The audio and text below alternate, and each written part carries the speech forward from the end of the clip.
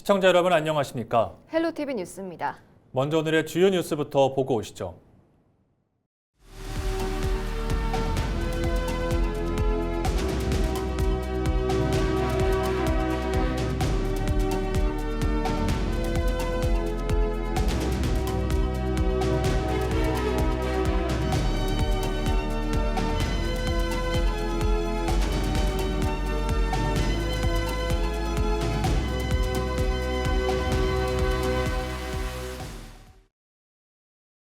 국립모포대학교가 전남국립의과대학 신설과 관련해 교육부에 제출해야 할 서식 가운데 지자체 작성분에 대한 의견서를 지난 18일 전남 광주 통합특별시에 제출했습니다.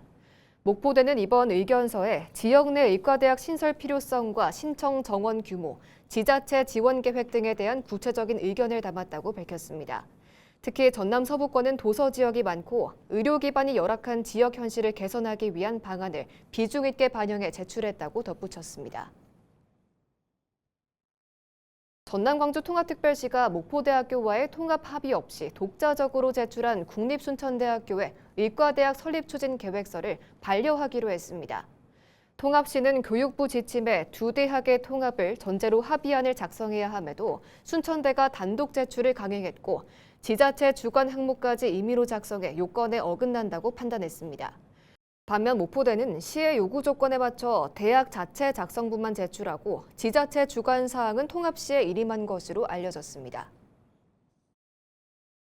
전남 광주 통합특별시가 국립의대 설립 신청 마감을 목전에 두고 목포대와 순천대의 통합 합의가 무산될 위기에 놓이면서 대응책 마련에 고심하고 있습니다. 전남 광주시는 신청 마감일인 20일까지 두 대학의 통합 합의가 이루어지지 않을 경우 지자체 의견서만 우선 제출하고 이후 교육부를 상대로 대학 통합 전제 방식의 기존 의대 설립 지침을 변경해달라고 건의할 방침입니다. 앞서 순천대의 단독 신청서를 반려한 통합시는 대학 통합이 끝내 무산되더라도 열악한 지역의료 여건과 국정과제 명분을 바탕으로 전남 권역 의대 신설을 지속해서 추진하겠다는 입장입니다. 전남 광주 통합특별시 출범 이후 재정 문제를 둘러싼 우려가 커지고 있습니다. 광주의 수조원대 부채와 구조적 재정 부족을 통합특별시가 함께 부담하면서 상대적으로 재정이 건전했던 전남의 예산까지 줄어드는 것이 아니냐는 지적이 나오고 있는데요. 네, 통합시 의원들이 투명한 재정 공개와 전남 지역 불이익 방지 대책을 촉구했습니다. 성정환 기자가 보도합니다. 전남 광주 특별시 출범과 함께 전남과 광주의 재정을 하나로 묶는 작업이 시작됐습니다. 하지만 통합 전 광주가 안고 있던 재정 부담까지 함께 떠안는 것 아니냐는 우려가 제기되고 있습니다. 통합 전 광주의 채무 비율은 25.61%, 행정안전부 재정위기관리 기준의 주의 단계를 넘어선 수준입니다. 광주 도시철도 2호선 관련 채무 2조 2천억 원과 광주 도시공사 채무 1조 4천억 원 등 시의원이 제시한 주요 채무만 4조 원에 이릅니다. 여기에 무상급식과 시내버스 준공영제, 교육재정 교부금 등 올 하반기 광주 지역 필수 지출 부족액도 3,800억 원에 달합니다. 문제는 이런 재정 부담을 통합특별시 전체가 함께 부담하게 될 경우입니다. 2026년 기준 주민 1인당 세출 예산액은 전남이 약 1,477만 원으로 광주 715만 원의 2배가 넘습니다. 통합에 따른 재정 구조 조정이 이루어질 경우 상대적으로 예산 규모가 큰 전남 지역의 농업과 복지, 생활 SOC 예산이 우선 조정 대상이 될 수 있다는 우려가 나옵니다. 광주 지역의 누적 채무, 항목별 재정 부족분, 주요 공공기관 및 문화시설의 누적 적자 규모 등 재정 정보 일체를 통합 시민에게 투명하게 공개해 주십시오. 광주 지역 재정 결손을 메우기 위해 전남 지역의 복지, 농업, SOC 예산을 감축한다는 우려를 불식시키기 위해서라도 전남 지역 재정상 불이익 방지 대책을 제시해 주십시오. 여기에 광주 예술의 전당과 국립아시아문화전당 등 대규모 시설의 운영 부담까지 특별시가 떠안을 경우 재정 부담은 더 커질 수 있다는 가능성도 제기됐습니다. 통합특별시의 재정 운영 원칙에 따라 지역 간 희비가 엇갈릴 수 있는 상황.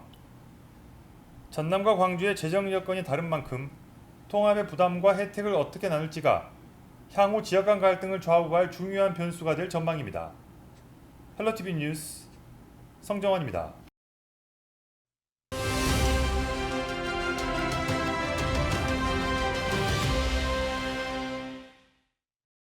순천시가 차세대 공공자원화시설 건립을 앞두고 시민 공론화 과정을 거치겠다고 밝혔습니다.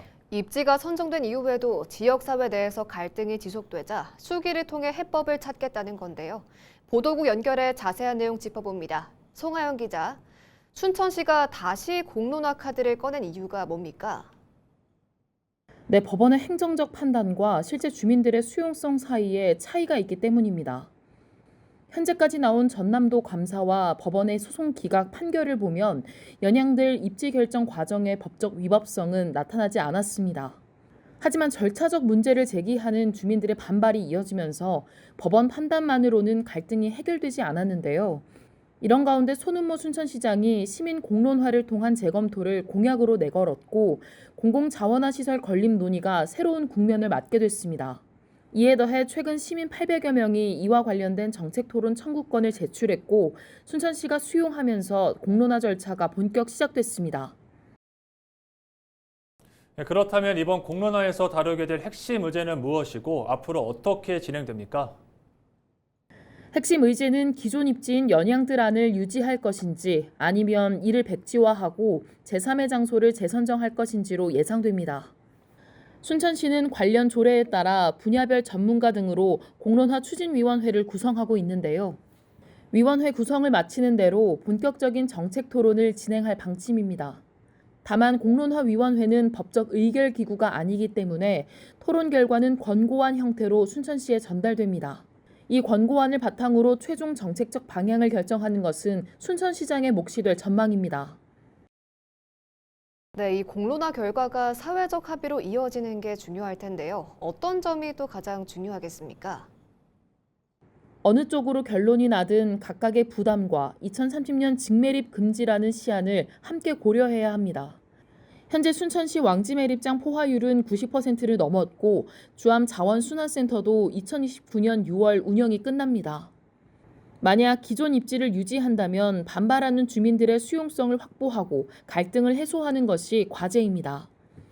반대로 백지화 후 재선정으로 가더라도 부지 공모부터 타당성 조사까지 절차를 처음부터 다시 시작해야 해 사업 지연에 따른 쓰레기 처리 차질과 매몰 비용 부담을 피하기 어렵습니다. 결국 이번 공론화는 어느 한쪽의 주장만을 되풀이하는 자리가 아니라 두 가지 선택지의 리스크를 객관적으로 따져보고 현실적인 타협점을 찾는 기회가 돼야 할 것으로 보입니다. 네, 여기까지 듣겠습니다. 지금까지 보도국 지금이었습니다.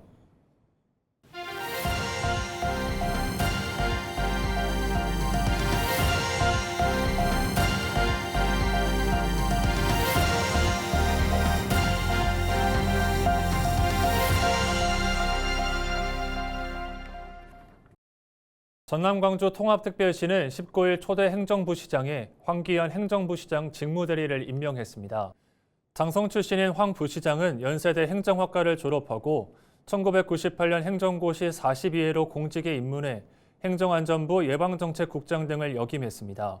황 부시장은 올해 2월부터 전남도 행정부지사로 근무하며 전남 광주 통합특별시 출범 과정에도 참여했습니다. 진보당 소속 전남광주특별시의회 의원들이 민영배 시장에게 정무부시장 지명을 원점에서 재검토하라고 촉구했습니다. 박형대 의원 등 통합시의원 5명은 18일 시의회에서 기자회견을 열고 정무부시장 지명이 통합특별시 행정기구 설치 조례에 어긋난다고 주장했습니다. 이들은 조례상 문화산업부시장과 경제농림부시장을 두도록 돼 있지만 민 시장이 다른 분야를 담당할 인사를 지명했다고 지적했습니다. 전남광주 통합특별시와 목포시가 김대중 대통령 서거 17주기를 맞아 김 전 대통령을 추모했습니다. 전남광주시와 목포시는 지난 18일 김대중 노벨평화상 기념관에서 추모식을 갖고 민형배, 강성의 시장 등 150여 명이 참석한 가운데 김 전 대통령의 생애와 업적을 기렸습니다. 목포시는 앞으로 통합시와 협력해 김대중길 조성사업 등을 차질 없이 추진하고 그의 정신을 지역의 역사와 문화자산으로 발전시켜 나갈 계획입니다.